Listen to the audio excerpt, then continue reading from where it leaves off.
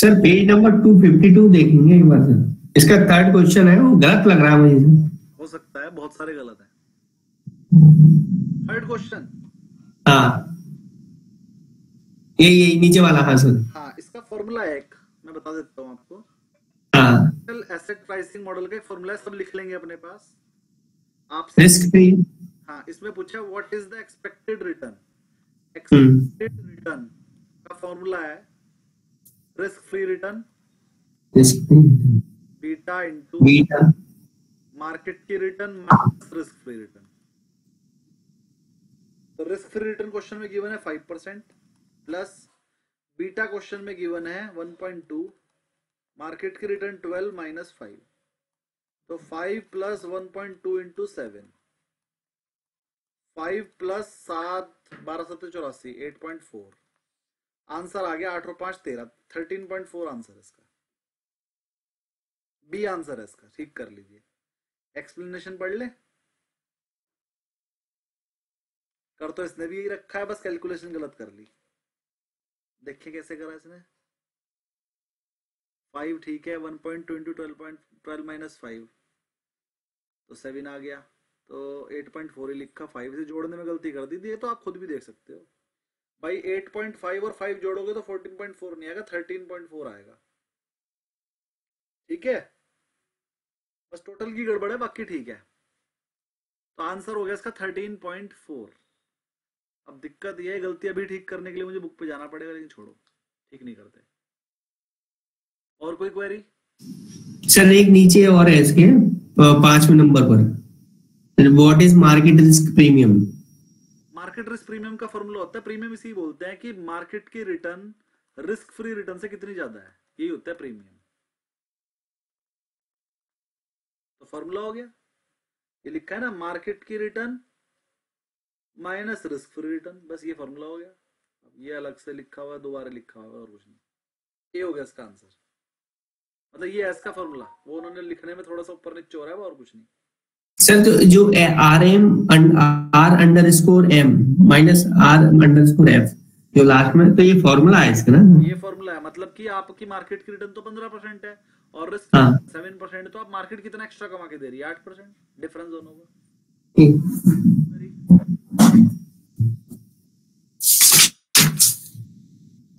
और कोई किसी की?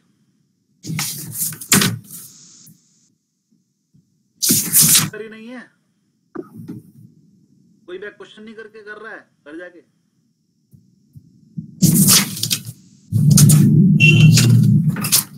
रामू जी आपकी कोई क्वेरी और? सर ये कर लिया मैंने, इसलिए बस वो लास्ट में जो टेबल वाला पार्ट था ना 5वें नंबर पर 261 पेज पर, वो रह गया। तो 261 पे कराना है क्या? सर अगर देख लेंगे तो सही रहेगा। 261 पर बताओ, ये टेबल वाला? हाँ जो टेबल है। हाँ हार्ड क्वेश्चन है ये, लास्ट में कराऊंगा मैं। ठीक है, ठीक, ओके सर। और ये पेपर में आया हुआ 2-3 बार। तो 3 बार तो ये क्वेश्चन पेपर में आ गया है। जब मैंने पेपर दिया था तब भी आया था, मेरे से अगले वाले बैच ने दिया तब भी आया, उससे अगले, और फिगर भी सेम, सब कुछ सेम आ जाता है पेपर में। क्योंकि पेपर में कुछ क्वेश्चन 2-2 नंबर के, अच्छा आपके में तो 1-1 नंबर।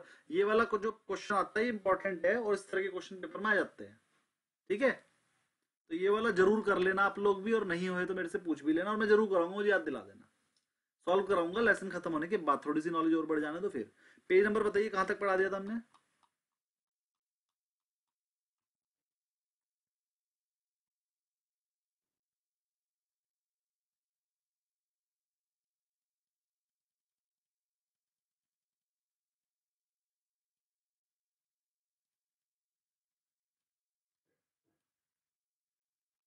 ये आ गया, एसेट बेस्ड वैल्यूएशन कराना था आज हमें।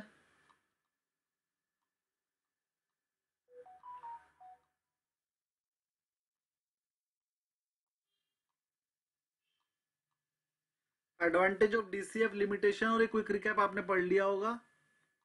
डीसीएफ मैंने आपको बता दिया था कि वही एक्सेल शीट में बनाना उसे, उससे हो जाएगा, और कुछ नहीं है डीसीएफ। अगर किसी को कोई क्वेरी हो तो बोलिए, अभी तक में कुछ पूछना हो कोई चीज। मिस्टर राम, कोई क्वेरी?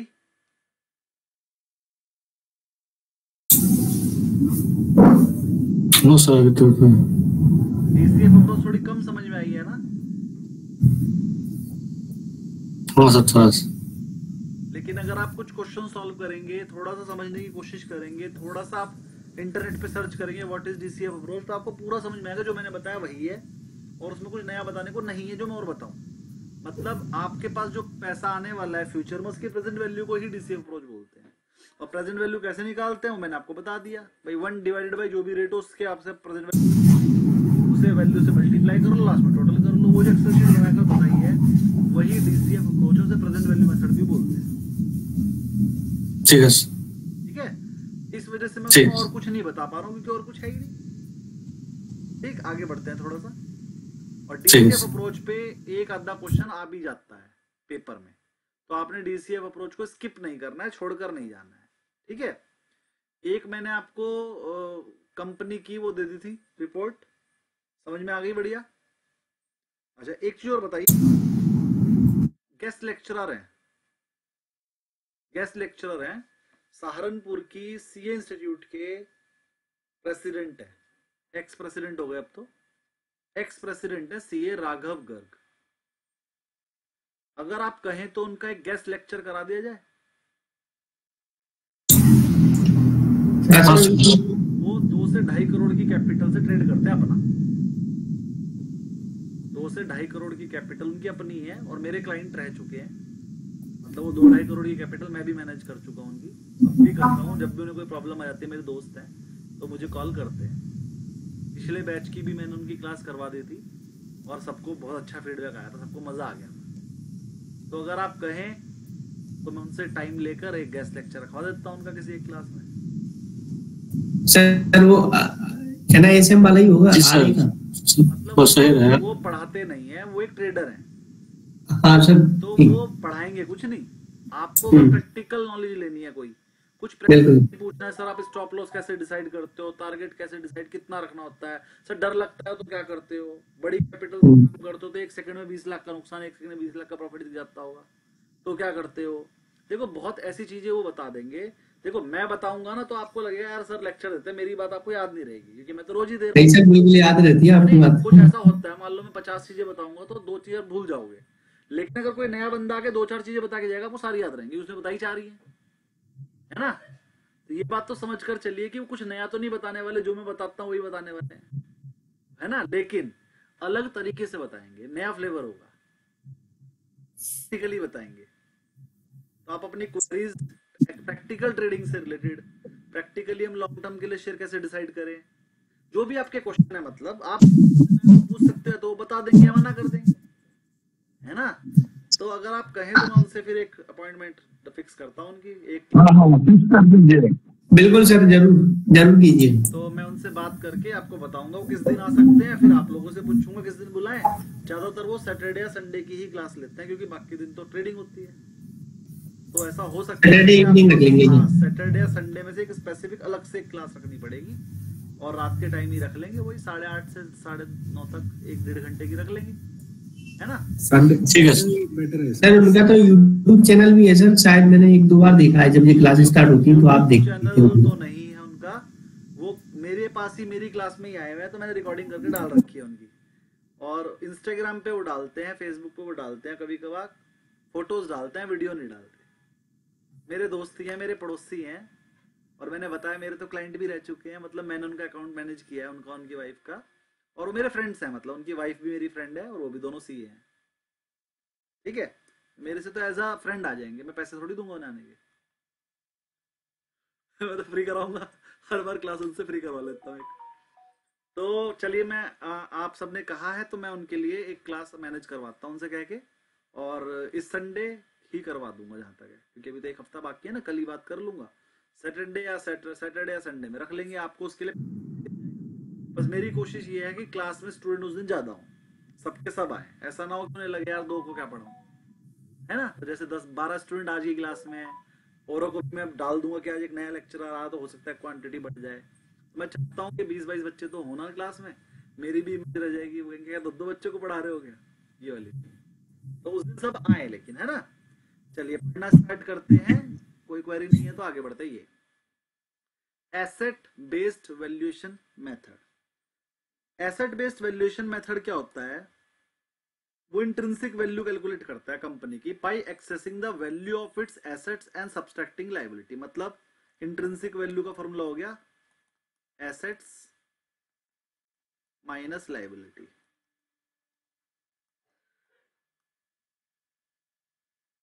इंट्रिंसिक वैल्यू का ये फॉर्मूला हो गया एसेट्स माइनस लायबिलिटी। पर्पस क्या होता है, यूज किया जाता है company with significant tangible asset, जिन कंपनियों के पास टेंजिबल एसेट ज्यादा होते हैं, जैसे real estate company, manufacturing company, उनके पास अप्रोप्रिएट फॉर लिक्विडेशन, या फिर कोई कंपनी बिकने के लिए बिल्कुल तैयार बैठी है कि बिकेगी तो बस ठीक है, फिर उसकी वैल्यू भी बिकने के हिसाब से लगा दो कि भाई टेंजिबल एसेट में से लायबिलिटी लेस कर दो।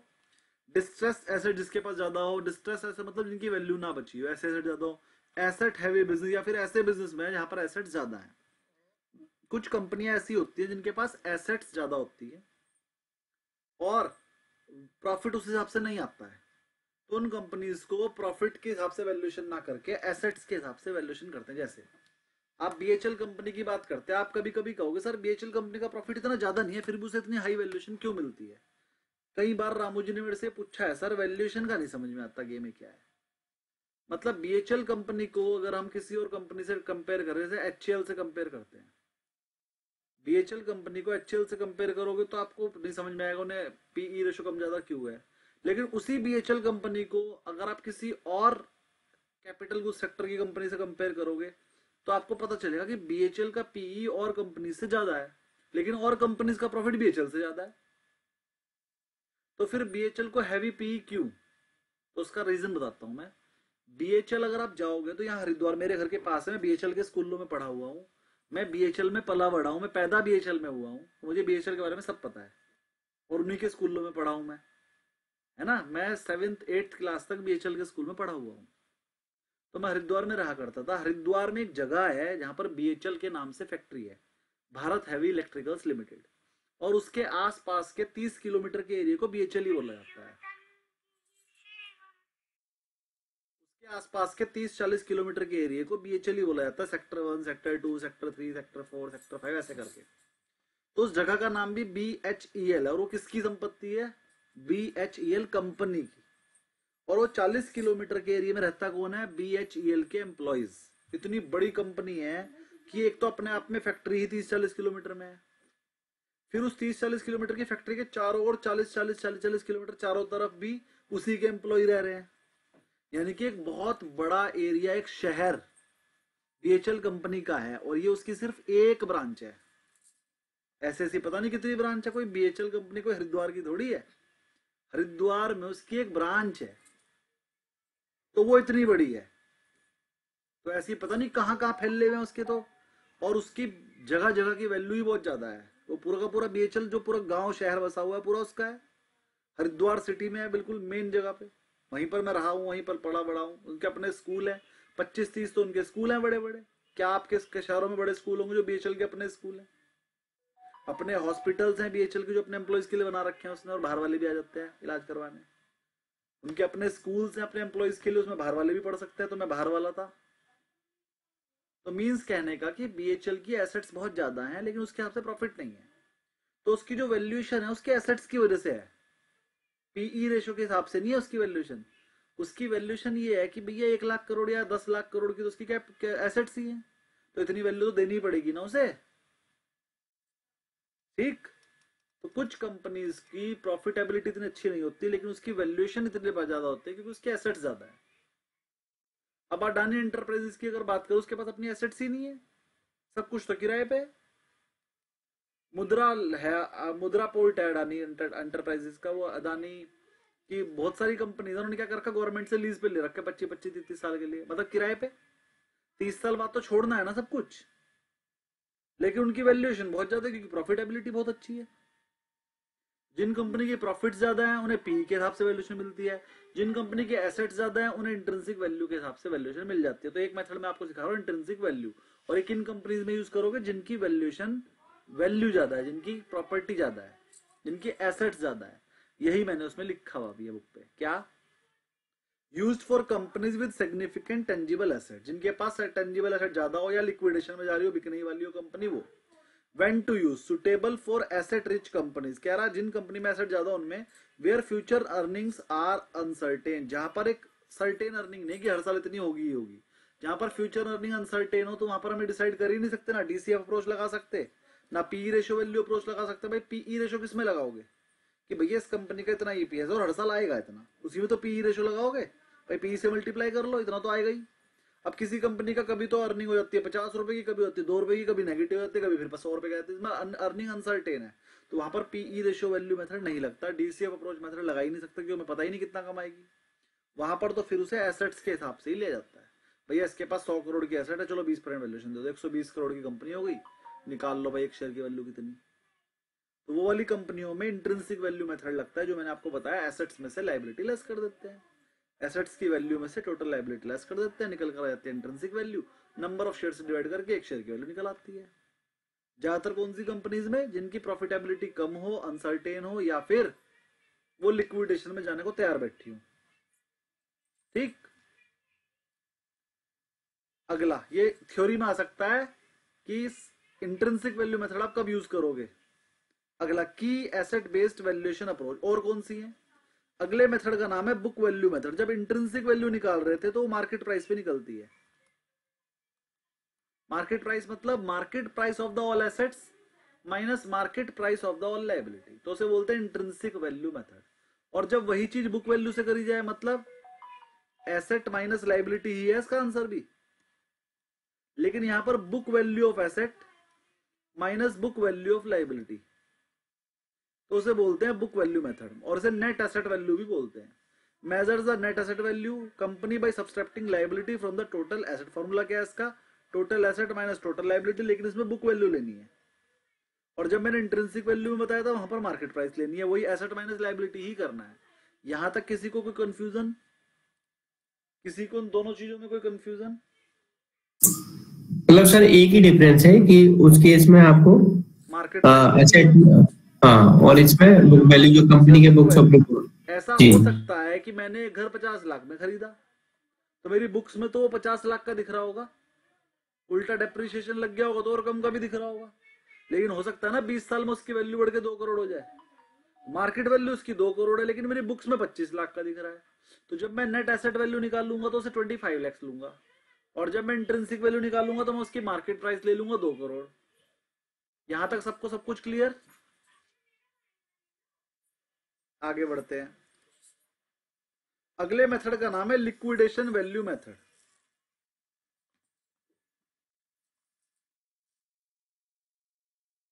लिक्विडेशन वैल्यू मेथड का मतलब क्या होता है, एक तो तरीका होता है सर मेरे घर की वैल्यू क्या है, मान लो 2 करोड़, लेकिन अगर मैं कहूं इस घर को अगले 1 महीने के अंदर बेचना है तो 2 करोड़ में नहीं बिकेगा। आपके घर की वैल्यू वैसे तो 2 करोड़ है, लेकिन 2 करोड़ की चीज को 1 महीने में थोड़ी बिक जाती है, 2 4 6 महीने तो लगते हैं। लेकिन अगर आपसे कहा जाए भाई से अभी के अभी बेचो 1 महीने के अंदर मैक्सिमम, तो वो जो 1 करोड़ की चीज है आपको 80 लाख में बेचनी पड़ेगी। इसे बोलते हैं क्विक लिक्विडेबल वैल्यू। क्विक लिक्विडेबल वैल्यू मतलब जितनी भी आपके फिक्स एसेट्स होंगे उन्हें आप 10 या 20% पे कम पे वैल्यू कर लोगे, जितनी भी करंट एसेट होगी उसे आप पूरे 100% पे वैल्यू कर लोगे, करंट एसेट तो बिक जाएगी 1-2 महीने में ही।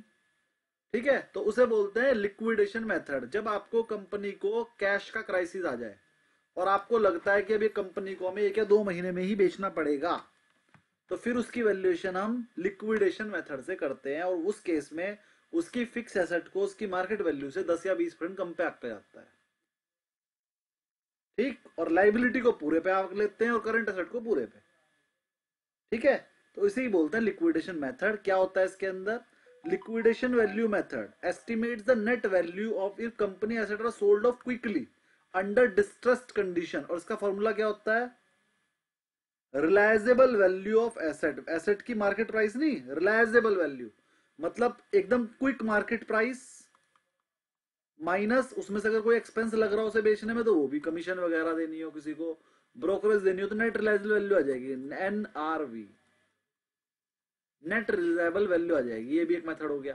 तो रिलायजेबल वैल्यू ऑफ एसेट में से लायबिलिटी लेस कर दोगे तो अब जो वैल्यू निकल कर आएगी वो आपकी क्विक लिक्विडेशन वैल्यू आएगी। इसे कहां यूज करोगे, when used when company is in financial distress और कंसीडरिंग बैंकरप्सी, जब कंपनी बिल्कुल खत्म ही होने वाली हो। ये सिर्फ थ्योरी में ही काम आएगा, यूज आप कहीं भी नहीं करोगे इसका, ठीक है ना, थ्योरी है बस, ये यूज नहीं कहीं होता। आगे बढ़ते हैं, replacement cost method. Replacement cost method कहाँ यूज होता है? हम एक कंपनी को कहते हैं भाई तू अपनी कंपनी हमें बेच दे, तो कंपनी कहती है कि जी मैं तो अपनी कंपनी को 1,000 करोड़ का बेचूंगी। हम कहते हैं भाई कैसे? कहती है मैं 100 करोड़ कमाती हूँ साल का और 10 के पी मल्टीपल में बेचूंगी मैं अपने आप को। तो कुछ गलत नहीं कह रही वो, लेकिन हम बेवकूफ हैं उसके। अच्छा हमने कहा तेरे पास टोटल मिला के एसेट कितनी है? सर मेरे पास सारी मिला के एसेट 300 करोड़ की है। तो भाई 300 करोड़ की तू 1,000 करोड़ में क्यों बेच रही?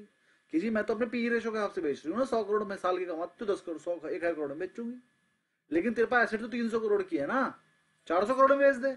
वो नहीं मान रही, तो हम उसे कहते हैं देख अगर तू अपने आप को हमें नहीं बेचेगी तो हम तेरे ऐसी कंपनी बना लेंगे। तो वो कहेगी जी मेरे ऐसी कंपनी बनाने में कोई 1 साल लगेगा, कम से कम 4-5 साल लगेंगे, बना लो। तो हम कहेंगे चल 4-5 साल बाद ही सही, तेरे ऐसी कंपनी तो बन जाएगी। कितने में बनेगी? हमने कहा अगर तेरे ऐसी कंपनी बनाने, तेरे पास 300 करोड़ की एसेट है, हम बिल्कुल सेम एसेट खरीदेंगे तो 350 करोड़ मिल जाएगी।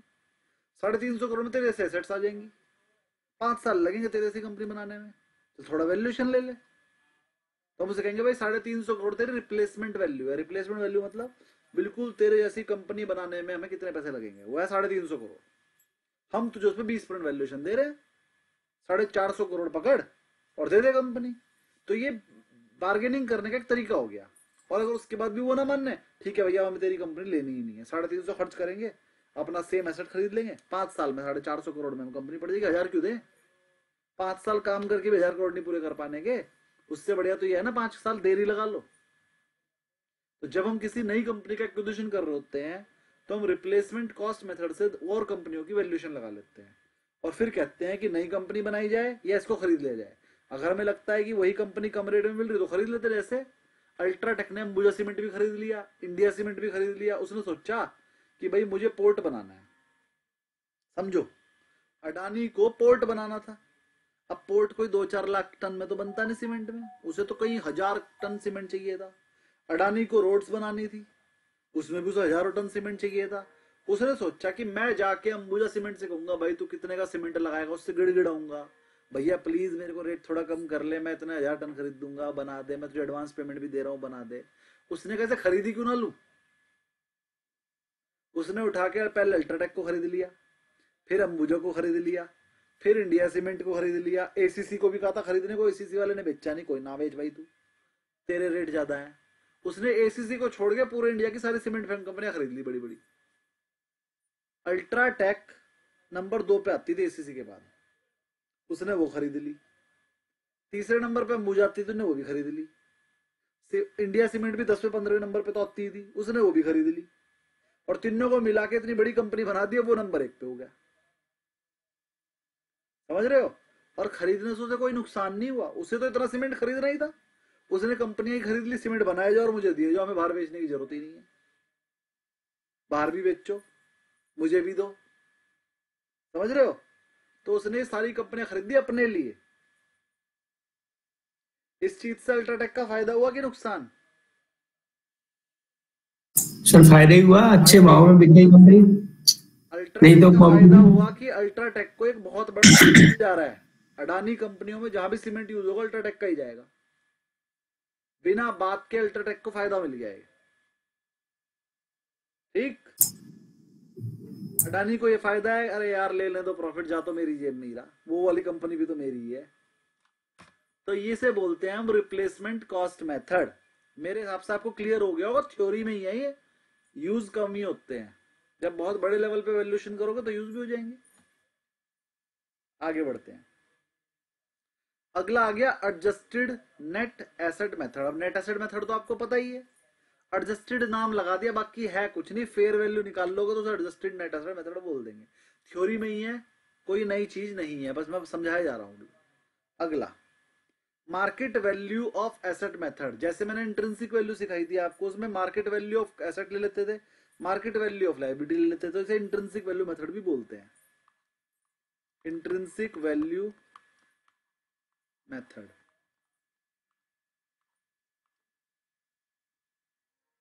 नेट एसेट वैल्यू मेथड में आपको सिखा चुका हूं, assets minus liability. Tangible book value method भी वही है, इसमें टेंजिबल एसेट में से टेंजिबल लायबिलिटी को माइनस कर देंगे। टेंजिबल का मतलब होता है फिक्स्ड। लिक्विडेशन वैल्यू पर शेयर भी आपको सिखा चुका हूं अभी, नंबर ऑफ शेयर्स डिवाइड करके बस वैल्यू पर शेयर भी निकाल लेना। एक ही चीज को मैंने 2 बार लिखा हुआ है। कॉस्ट, रिप्लेसमेंट कॉस्ट निकालना सिखा दिया है, उसी रिप्लेसमेंट कॉस्ट को नंबर ऑफ शेयर्स डिवाइड करके पर शेयर वैल्यू निकाल लेना। केस स्टडी करा रहा हूं, ध्यान से समझेंगे। यहां तक किसी को कोई क्वेरी कुछ पूछना हो तो बोलिए, मैं न्यूमेरिकल करा रहा हूं। फिर किसी को कुछ पूछना है तो बताइए, नहीं बढ़ते हैं। Case study. Total asset question में गिवन है 500 करोड़, टोटल लायबिलिटी गिवन है 300 करोड़, आउटस्टैंडिंग शेयर है 50 करोड़, कह रहा वैल्यू पर शेयर बताओ। तो 500 में से 300 लेस कर दिया, नेट एसेट कितनी आ गई 200 करोड़। उसे नंबर ऑफ शेयर जो कि 50 करोड़ उससे डिवाइड कर दिया, आंसर आ गया 4 रुपए पर शेयर। ये क्या है आपकी 4 रुपए पर शेयर क्या आ गई आपकी नेट एसेट। अगला क्वेश्चन पूछा, कैलकुलेट द लिक्विडेशन वैल्यू और अज्यूम कर लो कि रिलायंस वैल्यू 80% ही है। ठीक है, तो जो एसेट थी 500 उसका 80% निकाल लिया, वो आ गया 400। 400 में से 300 को लेस कर दिया, आ गया 100। 100 को 50 से डिवाइड कर दिया, आंसर आ गया 2 रुपीज। किसी को कोई क्वेरी लग रही है, कुछ समझ में ना आ रहा हो तो बोलिए। क्लियर हो गया राम जी, मिस्टर राम?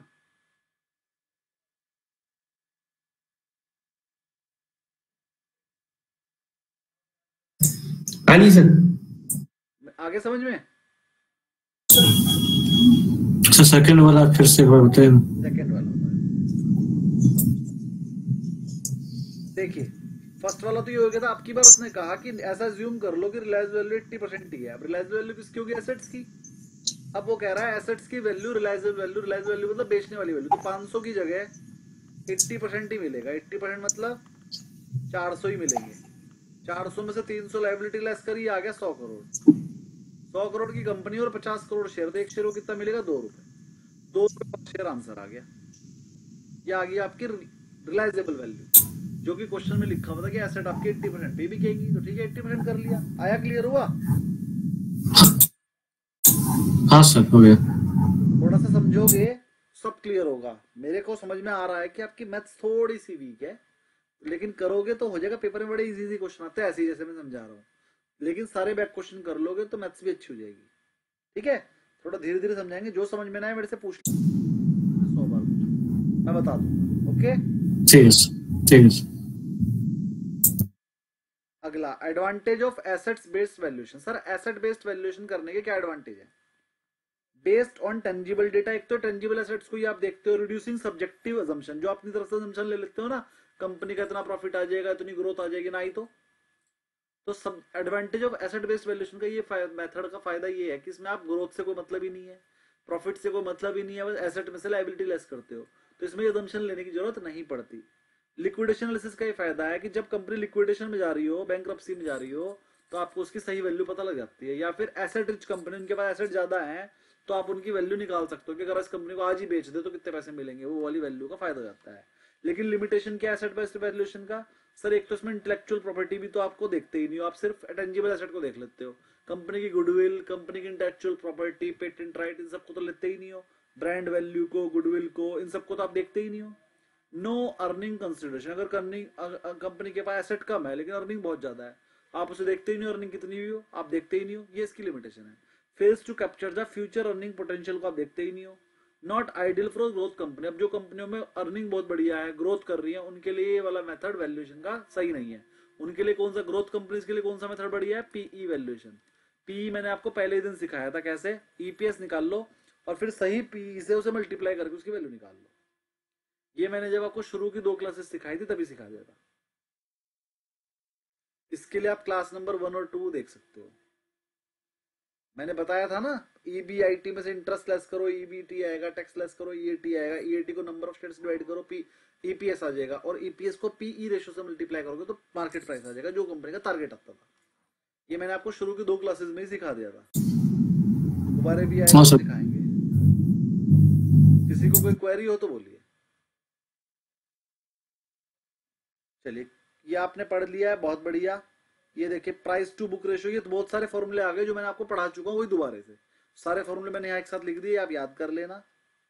और जी अब कैपिटल एसेट प्राइसिंग मॉडल, इसका फॉर्मूला है जो मैंने आपको भी थोड़ी देर पहले ही बताया था, एक्सपेक्टेड, ये लिखा हुआ है, expected return equal to risk free return plus beta minus market की रिटर्न में से रिस्क फ्री रिटर्न माइनस को। तो ऐसे लिख दो, expected return equal to risk free return plus beta into market की return minus risk free return.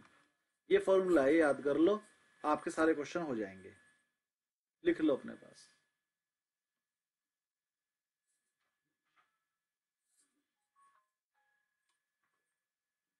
इस वाले फॉर्मूले से मैंने अभी भी एक क्वेश्चन आपको कराया भी है।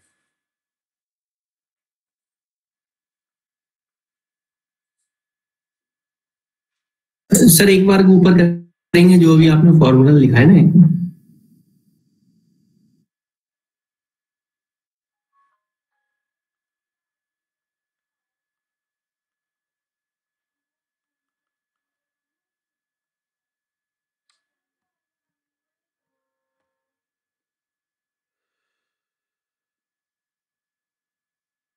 कहाँ गया?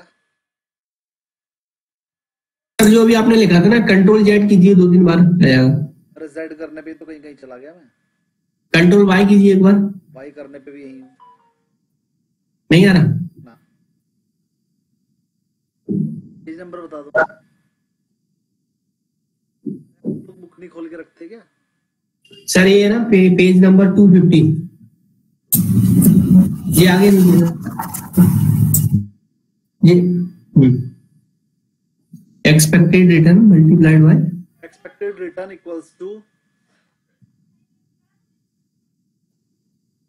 रिस्क फ्री रिटर्न, क्या लिखता हूँ, expected return equal to free return plus beta multiplied by market की return minus risk free return.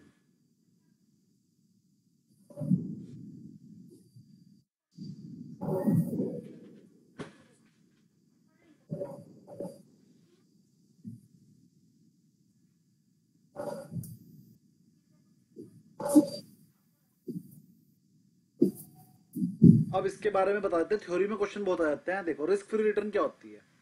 Risk free return वो सर जो आप एफडी की रिटर्न को रिस्क फ्री रिटर्न बोलते हैं, इसमें कोई रिस्क नहीं। Government securities, government security, the return on risk free investment with zero default risk, उसे हम बोलते हैं risk free return, usually represented by the government security. बस ये याद कर लेना, 10 ईयर इंडियन जीसेक को ही बोलते हैं रिस्क फ्री रिटर्न। पेपर में थ्योरी में आ जाएगा। एग्जाम्पल आपके सामने आ गया। बीटा किसे बोलते हैं? वॉलेटिलिटी को। मतलब beta measures the assets volatility sensitive to market movement, की मार्केट के 1 रुपया चेंज होने से आपके एसेट पे क्या फर्क पड़ेगा, उसे बीटा बोलते हैं। अगर आपके 1 रुपया चेंज से आपकी एसेट ज्यादा चेंज होती है तो बीटा 1 से बड़ा होगा। अगर सेंसिटिविटी इक्वल है बिल्कुल मार्केट के तो 1 के इक्वल होगा, और अगर सेंसिटिविटी मार्केट के मूवमेंट से कम है तो 1 से छोटा होगा। अगर बीटा किसी, ये पेपर में आएगा, अगर बीटा किसी कंपनी का 1.2 है, इसका मतलब the stock is 20 more volatile than the market. अगर मार्केट 1 रुपया चढ़ेगी तो आपका स्टॉक 1 रुपया 20 पैसे चढ़ेगा, क्योंकि उसका बीटा 1.2 है। अगर मार्केट 2 रुपये चढ़ेगी तो आपका स्टॉक 2 रुपये 40 पर चढ़ेगा, क्योंकि उसका बीटा 1.2 है, तो वो तो उतने गुना चलेगा। तो ये पेपर में आ सकता है, अगर बीटा 1.2 हो तो वो हाई वॉलेटाइल शेयर है, लो वॉलेटाइल शेयर है कि क्या? तो आप बोलोगे हाई वॉलेटाइल है। 1 से ज्यादा होने पे हाई वॉलेटाइल, 1 से ज्यादा हाई वॉलेटाइल होता है। मार्केट रिस्क प्रीमियम क्या होता है? ये थ्योरी का क्वेश्चन आप मेरे से देख ही चुके हो। Sir excess return expected from the market over the risk free rate, उसे मार्केट रिस्क प्रीमियम बोलते हैं, यानी कि return market minus return of return free, इसे ही बोलते हैं प्रीमियम। ये तो मैंने अभी भी कराया है, ये आपको लिखते रहिए फॉर्मूले अपने पास और याद भी कर लीजिए।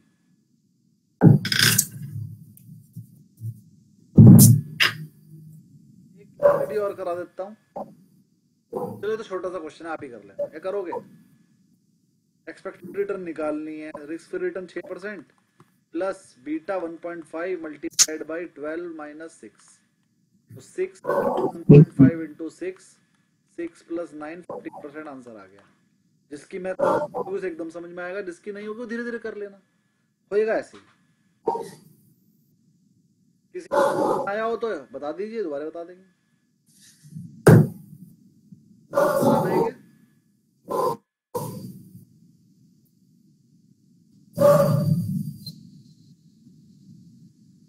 यही लिखा हुआ है कि अगर आपका बीटा 1 से ज्यादा हो तो हाई वोलेटाइल है, 1 से कम होगा तो लो वोलेटाइल है, लो बीटा, और अगर 1 के बराबर है तो बराबर है। सिंक। ये आप पढ़ लेना बीच का, और एक क्विक रिकैप आ गया और ये बैक क्वेश्चन आ गया, ये आपने सब करके लाने ही थे। अब ये बैक क्वेश्चन आप कल करके लाना, फिर मैं आपकी इसकी क्वेरी ले लूंगा और अगला लेसन में थोड़ा सा शुरू कर देता, रुक जाओ। एक लास्ट वाला क्वेश्चन जो मैं कह रहा था बता देता हूँ, वो बता देता हूँ। ये वाला बहुत ही मुश्किल क्वेश्चन है, देखो जिसके समझ में ना आए वो ये मत सोचना कि क्या वो करा दिया, बहुत मुश्किल क्वेश्चन है, लेकिन पेपर में ऐसे क्वेश्चन आएंगे, इसलिए कर लो। You have been given financial summary of 2 companies which includes 1 year of the historical data and 1 year of the estimate। पहली चीज तो याद करना, ये सन देख लेना, ये 2009 लिखा हुआ है, 2008 लिखा हुआ है, कभी कभी 2009 इधर लिखा हुआ जाएगा, तो आपने ध्यान रखना है ये लास्ट ईयर है और ये करंट ईयर है, ये लास्ट ईयर है और ये करंट ईयर है। अपने आप से भी वहां पेपर में भी लिख लेना, कभी कभी उल्टा लिखा आता है और बच्चा उल्टा ही कराता है सारा क्वेश्चन, करंट ईयर को लास्ट ईयर और लास्ट ईयर को करंट ईयर मान लेता है। तो पहली बात तो याद रखना कि करंट ईयर आगे, लास्ट ईयर पीछे, अगर उल्टा लिखा हो तो क्वेश्चन को उल्टा ही पढ़ना। अब जरा ध्यान समझिए कि कंपनी की सेल, कंपनी ए की सेल पहले 8642 थी, अभी 9100 हो गई। कैलकुलेटर लेके बैठना और ये पता लगा लेना इससे कितने परसेंट बढ़ी। तो कैलकुलेटर आपके पास है, जरा बताओ कितने परसेंट बढ़ी। 9100 डिवाइड बाई 8642 कर दो।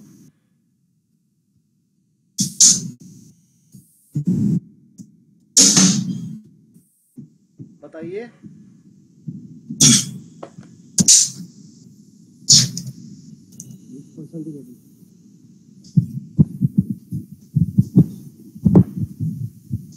One 1.05 sir 5.29%।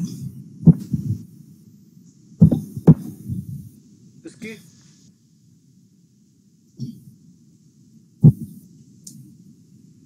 वो तो फिर लास्ट ईयर पे डिवाइडेड बाय एस्टिमेट ईयर वाला 17.6 17.06 EBITDA प्रॉफिट। कितने परसेंट बढ़ा EBITDA?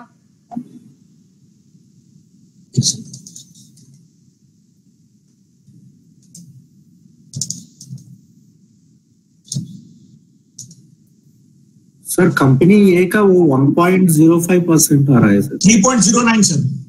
इसका इमीडिएट वर्जिन 3.09% बढ़ा। ए का हाँ ये नहीं, हाँ इसका 3.09% सर। और बी का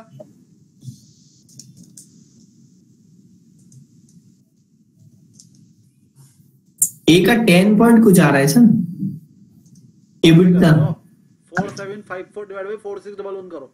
16.69% सर। 16.68 16.69 यानी 70 पर ले सकते हो, क्यों 698 है, 16.69 है, 70 भी ले सकते हो। Net profit net profit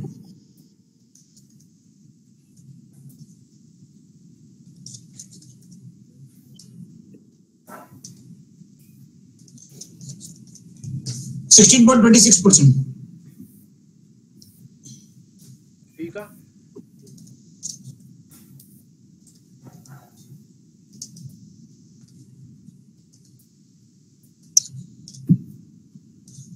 22.08। EPS क्या चीज है आपको? EPS बताओ कितना बड़ा। या EPS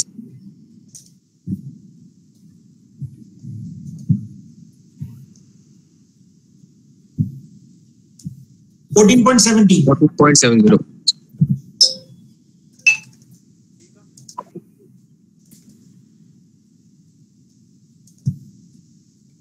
20.14 15 ले सकते हो। 20.15 चलिए, EPS आपके पास हो पर PE रेशो भी हो तो मार्केट प्राइस निकाल सकते हैं। हाँ सर। बताओ, ये बता दो बस सेकंड वाले का 19.5 इंटू 15.4 करके।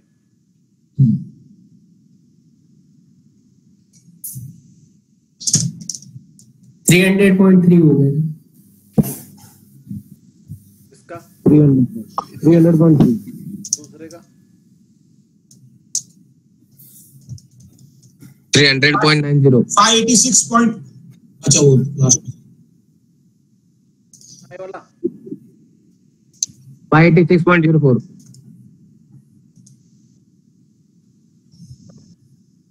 अभी मैंने क्वेश्चन नहीं पढ़ा, लेकिन मैं ए और बी का कंपेयर कर रहा हूँ। ए कंपनी की सेल 5% बढ़ी, सेल 5% बढ़ने से उसका नेट प्रॉफिट जो है सीधे 16% बढ़ गया, और EBITDA सिर्फ 3% बढ़ा है। बी कंपनी के बारे में बात करता हूँ, अगर सेल 17% बढ़ी तो EBITDA भी 17% बढ़ा लगभग, और नेट प्रॉफिट 22% बढ़ा है। मुझे बी कंपनी थोड़ी सी इस तरह की लग रही है कि जितने परसेंट सेल बढ़ते हैं उतनी परसेंट प्रॉफिट बढ़ता है, लेकिन ए कंपनी के केस में सेल तो सिर्फ 5% बढ़ी, प्रॉफिट बहुत ज्यादा बढ़ गया। मतलब ए कंपनी के केस में फिक्स कॉस्ट ज्यादा है। ए कंपनी के केस में क्या हुआ होगा, सेल बढ़ी 5%, फिक्स कॉस्ट तो बढ़ती ही नहीं है, फिक्स कॉस्ट उतनी रहती है, इसलिए उसका प्रॉफिट बढ़ गया। लेकिन कंपनी के केस में फिक्स कॉस्ट कम है, वेरिएबल कॉस्ट ज्यादा है, जैसे जैसे सेल बढ़ी वैसे वैसे कॉस्ट बढ़ गई, तो अल्टीमेटली प्रॉफिट वही रहा। ये बात मेरे को अपनी तरफ से समझ में आ गई। दूसरी बात मुझे समझ में आई, कंपनी सेल कर रही है 9,000 करोड़ की, और उसका शेयर का रेट है 300 रुपए, उसका ईपीएस है 19 रुपीज, और दूसरी कंपनी कर रही है 7,500 करोड़ की, मतलब छोटी कंपनी है अभी, लेकिन पी रेशो 32 है। एक तो कंपनी छोटी, ऊपर से पी रेशो ज्यादा, ये कंपनी बड़ी और पी रेशो कम, मुझे ए सेफ ज्यादा लग रही है हर तरह से। अभी मैंने कोई क्वेश्चन सॉल्व नहीं करा है, मैंने अपनी तरफ से लगा लिया अंदाजा, थोड़ा सा और आगे बढ़ता। सर अगर ए कंपनी की बात करो, उसके पास cash and cash equivalent 170 crore का है, बी कंपनी के पास तो है ही नहीं, 57 करोड़ का। चलो डेट की अगर बात करूं, डेट की, तो ए कंपनी और बी कंपनी का डेट बराबर सही है, मुझे ये कंपनी ज्यादा बढ़िया लग रही है। चलो फिर भी अब क्वेश्चन पढ़ना शुरू करता हूँ। पहला question, PE ratio for company B is higher than that of A. कह रहा बी का पी रेशियो ए से ज्यादा है, तो मैं पहले ही बोल रहा हूँ, which of the following are the possible reason to justify such higher P ratio of the company B. कह रहा है इनमें से कौन सा रीजन हो सकता है कि कंपनी बी का पी रेशियो ज्यादा है। चलो देखते हैं क्या क्या बोल रहा है। EPS growth rate for company B is higher than EPS growth rate of company A. जरा चेक करते हैं, ईपीएस ग्रोथ रेट बताना थी किसका कितना था, इसका 30%। जरा ध्यान से देखो, बी कंपनी का ईपीएस ग्रोथ रेट 20% था, ए कंपनी का 15% के आसपास था, तो पहला ऑप्शन ठीक हो सकता है कि बी में, कंपनी बी में ग्रोथ रेट ज्यादा है, इसलिए उसका पी भी ज्यादा है। कंपनी ए में ग्रोथ थोड़ी कम है, इसलिए उसका पी भी कम है। ये आंसर हो सकता है। और आगे बढ़ते हैं। दूसरा ऑप्शन इसने दिया हमें, company B is relative smaller company, company B smaller and the smaller base justify higher P. गलत, छोटी कंपनी का पी कम होता है, बड़ी कंपनी का पी ज्यादा होता है, तो बी आंसर नहीं हो सकता। कंपनी जितनी बड़ी होगी उसका पी भी उतना ज्यादा मिलेगा, क्योंकि वो सेफ है उसमें इन्वेस्ट करना। Company B has high financial leverage, high financial leverage मतलब हाई लोन है, अगर किसी के ऊपर लोन ज्यादा होगा तो उसमें पी हाई कैसे दे देंगे, ये भी गलत। अगर किसी का लोन ज्यादा है तो उसका पी कम मिलता है उसे, तो आंसर हो गया इसका ए। किसी को समझ में ना आया हो तो बोलिए। सर जो पहले वाला उसमें हमने कैलकुलेशन की है तो वो परसेंटेज में मेरा 5.27%। मैं सेल की बात कर रहा हूँ, ईपीएस की बात कर रहा हूँ। ये वो कैसे निकला मेरा वो भी नहीं आ रहा। अच्छा, ये मैंने चेक नहीं करा सही है कि नहीं। आप देखो 9100 डिवाइड बाई 8642 करो, तो मेरा आ रहा 1.05। मैं भी देख लेता हूँ, एक मिनट रुको। नहीं, आप करो 9100 डिवाइड बाई 8642। तो 1.05 आ रहा है सर। देख लेता हूँ। हाँ जी, मेरा भी 1.05 आ रहा है। ये किसने लिखवाया था मुझे? 1.0 सही तो है ना। 1.05 जो आता है इसमें से 1 तो अपना है, जो ऊपर का 5.29 आगे का है वही है सही। देखो 1.05 में से 1.059 में से 1 लेस भी तो करोगे, जो ग्रोथ हुई है वो 059 है, इसे 100 से मल्टीप्लाई करोगे तो 5.29% मिलेगा। 5.29। हाँ तो सही है इसका मतलब ना। चलिए बी क्वेश्चन देखते हैं अगला। अब अगला क्वेश्चन ये है, which of these two companies appear cheaper, यार इनमें से सस्ती कौन सी है, based on the PEG ratio, और कह रहा है इसके लिए एक्सपेक्टेड ग्रोथ ऑफ 2009 वाली चेक कर लेना, ग्रोथ रेट देखो जरा किसका ज्यादा है। अच्छा PEG रेशियो क्या होता है, PEG ratio is a price to earning growth. Growth rate. Growth ratio. PEG ratio मतलब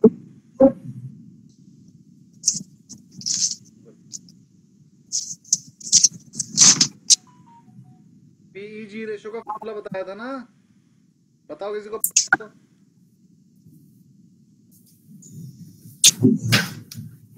price to earning growth. Formula क्या होता है,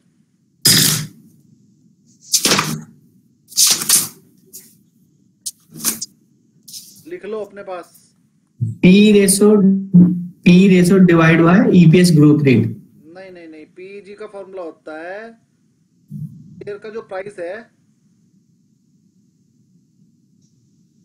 हाँ वही PE रेशियो का, मतलब PE रेशियो का फॉर्मूला लिख देंगे ना यहाँ। PE रेशियो का होता है MPS डिवाइडेड बाई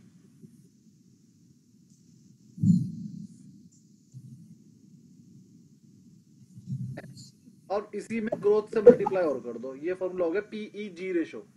क्योंकि PEG को हम ऐसे पढ़ते हैं PE टू G रेशियो, मतलब कुत्ता बिल्ली। तो जो PE पहले लिखा हुआ उसे ऊपर रख दो, और जो G बाद में लिखा हुआ उसे नीचे रख दो। तो मैंने इसको ऐसे रख दिया, PEG का फॉर्मूला हो गया PE अपॉन G, फिर PE का फॉर्मूला हो गया MPS अपॉन EPS, और G नीचे ही था इसलिए उसे नीचे रहने दिया, फॉर्मूला बन गया PEG रेशियो का। अब ऐसा करने के बाद सोल्यूशन करना, इनमें से कोई एक ऑप्शन ठीक हो जाएगा, बस वही आंसर है। इतना बड़ा फॉर्मूला में जरूरत नहीं, क्योंकि PE रेशियो पहले से गिवन है, PE डिवाइड बाय G कर दो, PE ऊपर है, चलो देख लो। PE तो क्वेश्चन में गिवन और G भी।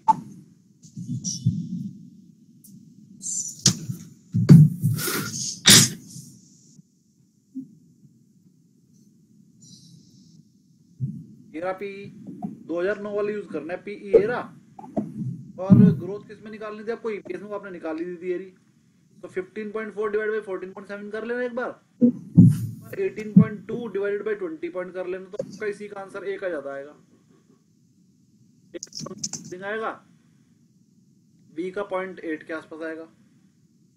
तो आंसर हो गया ये वाला ए हो गया इसका आंसर। अब वो कह रहा है which of the following is closest to the market value of equity of the company A. कह रहा है कंपनी ए की मार्केट कैपिटलाइजेशन के कौन सा इनमें से पास है। मार्केट कैपिटलाइजेशन का फॉर्मूला याद है, अरे वो निकाल मार्केट प्राइस, अभी share price into number of shares. Share price तो क्वेश्चन में गिवन ही नहीं है, क्या है, निकाली थी ना हमने निकाल EPS की बेसिस पे निकाल सकते हैं। हाँ हमने निकाल लिया था, ठीक है। और अच्छा ये बताओ नंबर ऑफ शेयर कहां से पता लगेंगे,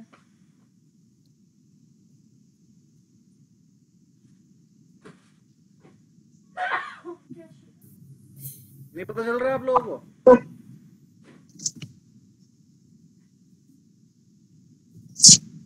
EPS का फॉर्मूला क्या होता है, net profit divide by number of share. EPS भी पता है, नेट प्रॉफिट पता है, नंबर ऑफ शेयर निकल जाएंगे, यहां से निकल जाएंगे। Number of share equal to net profit divided by EPS, ये करके निकल जाएंगे। दिस डिवाइडेड बाय 17 कर दोगे तो नंबर ऑफ शेयर निकल जाएंगे। नंबर ऑफ शेयर निकल जाएंगे, उसे इस मार्केट प्राइस जो हमने निकाल लिया था उससे मल्टीप्लाई कर देना, आंसर आ जाएगा। करूं, करो ना सर एक बार, करो चलो।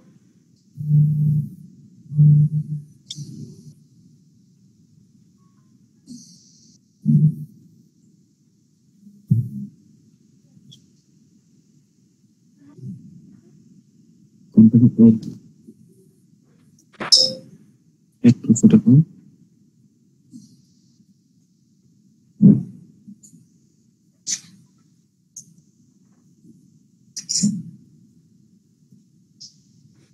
To 376.5 divided by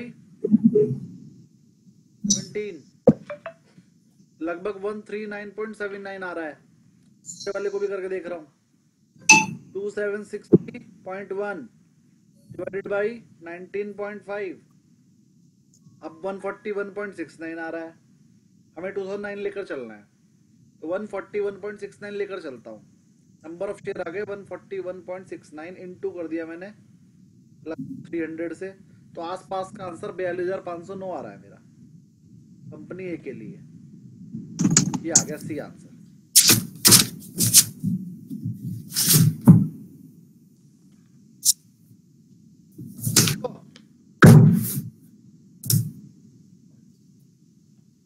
number of share divide करके निकाल, फिर मार्केट प्राइस से मल्टीप्लाई कर दिया। मार्केट प्राइस हमने पहले ही निकाल लिया था, तो आंसर आ गया 42,600।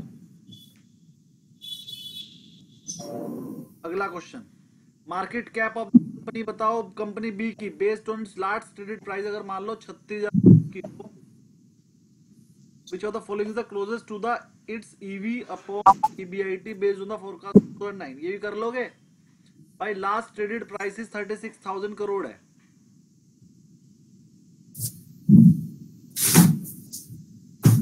मार्केट कैप कुछ कंपनी की गिवन है। Economic value divide by EBITDA बताना है, मतलब इकोनॉमिक वैल्यू 36 करोड़ गिवन है, इबिट्टा से डिवाइड कर दो। कंपनी बी का इबिट्टा कितना है?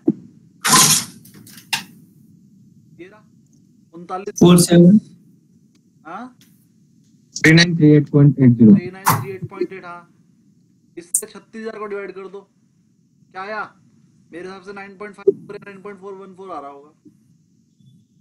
9.13 समथिंग आ रहा तो 14 लिख सकते हैं। ये लो 139 है। सी आ गया आंसर।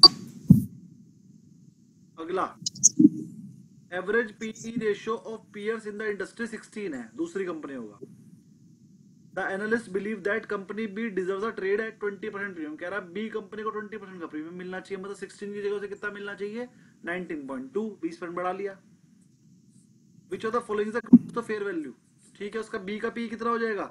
पी हो जाएगा 16 में 20% ऐड कर दिया, यानी कि 16 तो है ही है, प्लस 16 का 20% और ऐड कर दो, यानी 16 तो है प्लस 3.2 और ऐड कर दो, 19.20 हो गया। 19.2 पीई हो गया। इसको इबिट्टा से मल्टीप्लाई कर दो तो टोटल कंपनी की वैल्यू निकल आएगी बी की। अब बी की 2009 में इबिट्टा कितनी थी? नेट प्रॉफिट कितनी थी? बी की थी 1962। 1962 को इससे मल्टीप्लाई कर दो,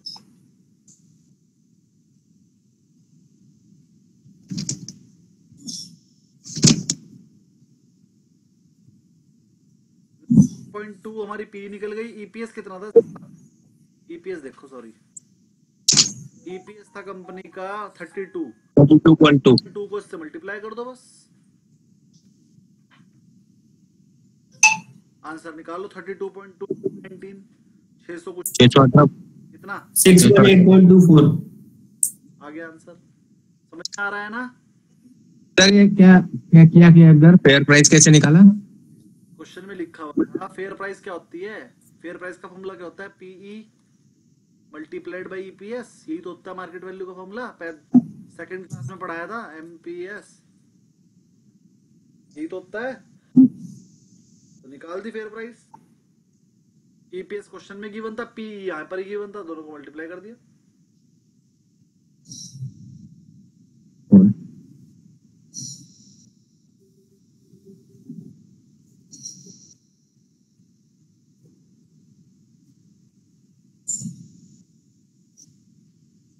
है कंपनी एस्टिमेट कर रही है कि EV upon EBITDA multiple for the company 8.5 है। इकोनॉमिक वैल्यू को ही तो फेयर वैल्यू बोलते हैं। वो कह रहा है इकोनॉमिक वैल्यू यानी कि EV upon EBIT equal to 8.5। अब ईबीटा गिवन है क्वेश्चन में, बस इसको 8.5 तो इकोनॉमिक वैल्यू निकल आएगा आंसर। ईबीटा देख लो ए का कितना है, ईबीटा ए का 46118। 46118 को इससे मल्टीप्लाई कर दो 8.5 से। 46118 को 8.5 से मल्टीप्लाई करके बताओ तो क्या है। 39,200.3। दोबारा बताओ सही से करके। 4611.8 मल्टीप्लाई। बराबर है सर।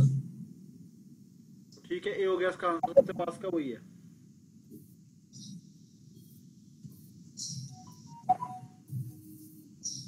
ठीक, ये क्वेश्चन हो गया है। बाकी आप करके ले आना। कल को मैं fundamental of risk and return बताऊंगा। देखो अब जो आगे का बचा है ना, सारा का सारा न्यूमेरिकल है वाला लेसन भी थोड़ा सा जो मैं बताने वाला हूँ। ये CAGR वाला है तो आप कर लोगे। देखो ये न्यूमेरिकल लेसन है वाला, fundamental of risk and return, ये आप पढ़ के आना। और जो मैं पढ़ा चुका हूँ वही आंसर ये भी करके लाने हैं आपने, नहीं आएगा। और ये बीच बीच में न्यूमेरिकल थ्योरी है। मार्केट रिस्क आपने NISM 5 में पढ़ रखा है, क्रेडिट आपने पढ़ रखा है, लिक्विडिटी रिस्क आपने पढ़ रखा है। यही सब है 5 वाला, और छोटी छोटी सी थ्योरी है। समझ में आएगा मेरे से पूछना। बाकी इस लेसन में कुछ खास नहीं, और ये 2-4 क्वेश्चन ही कर लेना, 1 पेज का लेसन है। तो नहीं होगा तो मैं करवा दूंगा। 5 मिनट कराने में आप कुछ करके आना, बस यहाँ तक रिस्क वगैरह पढ़ के आना।